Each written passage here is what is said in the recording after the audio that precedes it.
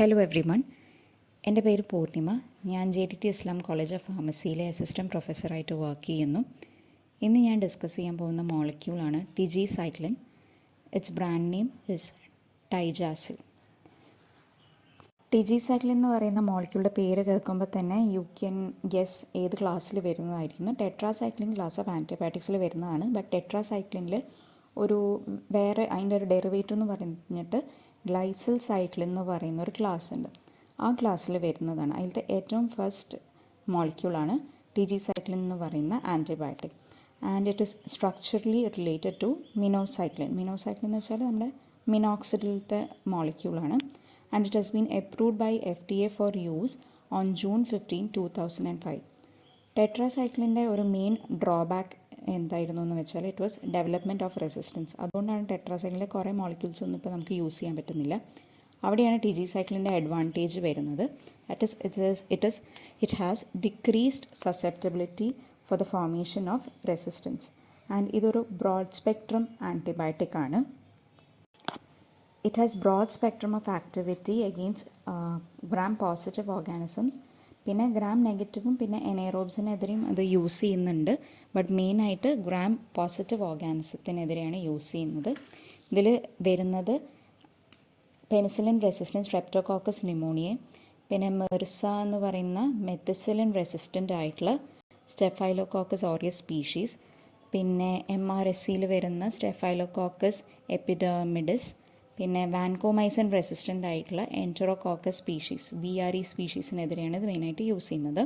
And it is indicated in the treatment of complicated skin and skin structure infections and complicated intra abdominal infections caused by susceptible organisms. ഇതിൻ്റെ dosing നോക്കുകയാണെങ്കിൽ intravenous റൂട്ടിലാണ് നമ്മളിത് കൊടുക്കുന്നത്. And it is a 7 to 10 day course. First ഒരു loading dose of 100 mg ആണ് നമ്മൾ കൊടുക്കുന്നത്, followed by 50 mg every 12 hours, അല്ലെങ്കിൽ 50 mg BD എന്ന് പറയാം. ആൻഡ് ഈ ഇൻട്രാവീനസ്ലി നമ്മൾ അഡ്മിനിസ്റ്റർ ചെയ്യുന്നത് ഒരു 30 to 60 minutes ഡോസ് കൊടുക്കുന്ന പോലെയാണ് അത് നമ്മൾ കൊടുക്കാറ്.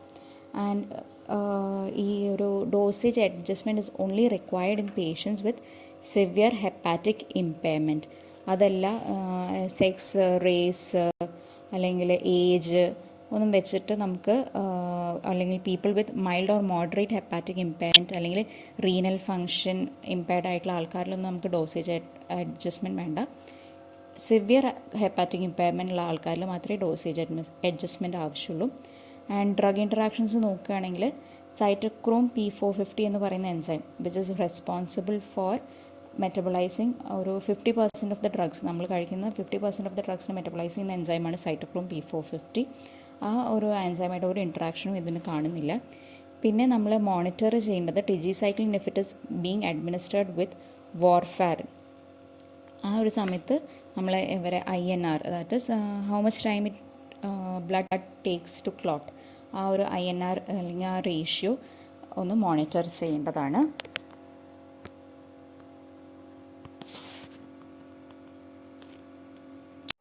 ടിജിസൈക്ലിൻ്റെ അഡ്വേഴ്സ് ഇഫക്ട്സ് വരുന്നത് നോസിയ, വോമിറ്റിംഗ് ആൻഡ് ഡയറിയ ആണ്. ആൻഡ് ഈ ഒരു symptoms may be due to the irritant effect of tigecycline on the gastric mucosa. ഇത് കൂടാണ്ട് ചില ആൾക്കാരിൽ ഫീവർ, സെപ്സിസ് അല്ലെങ്കിൽ സെപ്റ്റിക് ഷോക്ക് കാണാറുണ്ട്.